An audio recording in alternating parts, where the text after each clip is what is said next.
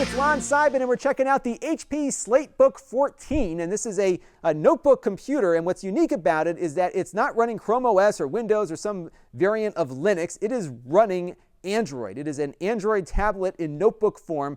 You cannot, however, take the screen off, so you are going to be stuck in notebook mode here in perpetuity with it. But if you're very invested in the Android platform and bought a lot of apps on other devices that you own, you can also put them on here at no additional cost. So there's perhaps some advantages to doing that. Let's step through the hardware. It's running a Tegra 4 1.8 gigahertz processor, so you can see it's a great gaming processor. A lot of the best gaming devices out there currently are running a Tegra 4, although the new Tegra K1 recently came out. That will soon eclipse it, but it's certainly current, at least at the moment.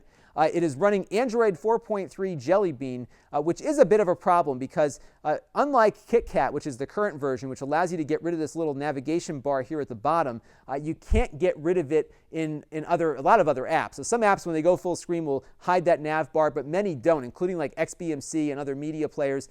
Even this gaming benchmark here, even though we're trying to run this at its full 1920 by 1080 resolution, it's cut short a little bit because the nav bar here at the bottom will not go away under most circumstances. And that's a big gotcha for me, especially since the nav bar is represented on the keyboard. There are keys to kind of do those sorts of things. But again, that display, though, is a nice full HD 1920 by 1080 display. It's got a lot of ports on board also for an Android device.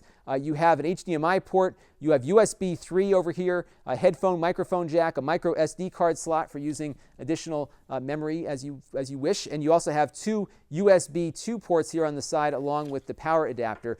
The build quality is nice. It's really nice and solid. It's quite heavy. It's about almost 4 pounds, and I think a lot of that weight is attributed to the battery on board. They have a battery that they say will basically play back 720p video for 9 hours straight. And I didn't try that yet, but I have been running that pretty beefy benchmark for the last 45 minutes or so, and I've only lost about 10 or 11% of my charge, so not too bad there.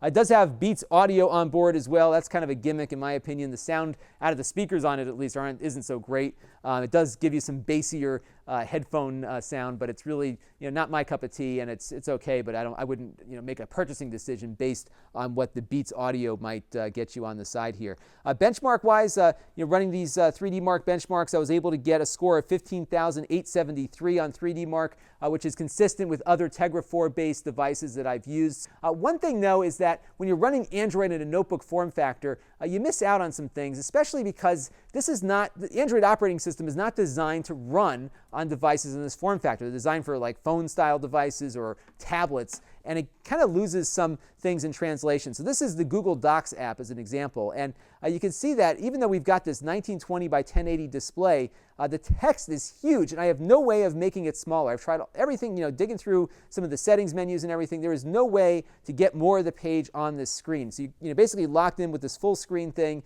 and then it's just giving me text that's just way too big with no option to make it smaller. I can make it bigger, but I can't get it any smaller than this, and that's a bit of an issue for me. And even things like web browsing aren't all that consistent. So here's CNN's homepage. I am requesting the desktop version of the page. And again, it's just zoomed in too much. I should be seeing more of the page than I am. And it's not a very consistent experience. But then you can go to a site like Amazon, and again, requesting its desktop page, you'll see that it does actually make better use of the screen. So, really it's a matter of what these sites are detecting and how they want to present the screen to you, and it just doesn't feel all that consistent. Now, I almost wish I could dual boot ChromeOS and Android on this device. Then it would be really perfect for me. And I would go with a Chromebook over an Android-based notebook, especially if you're looking for a laptop replacement. The reason being is that ChromeOS is designed to work in this form factor, and Android really isn't. So you're not going to see all those inconsistencies with how web pages render, like the CNN example that I showed you. You're also not going to have the issue with the ginormous word processing documents either. It's going to look the way you'd expect it to look like something in this form factor. And ChromeOS very shortly will be able to run a lot of the Android apps within its own operating system as well. So I think there's a lot to look at there. But if you are really invested in the Android ecosystem and you really want an Android device in this kind of form factor, I think this is a pretty decent machine. It's got a great processor. It really can do well in gaming and a bunch of other applications, and it is really, really well built. So that's my thought. I think, again, laptop replacement, no. Android fans, yes. This is Lon.TV. Thanks for watching.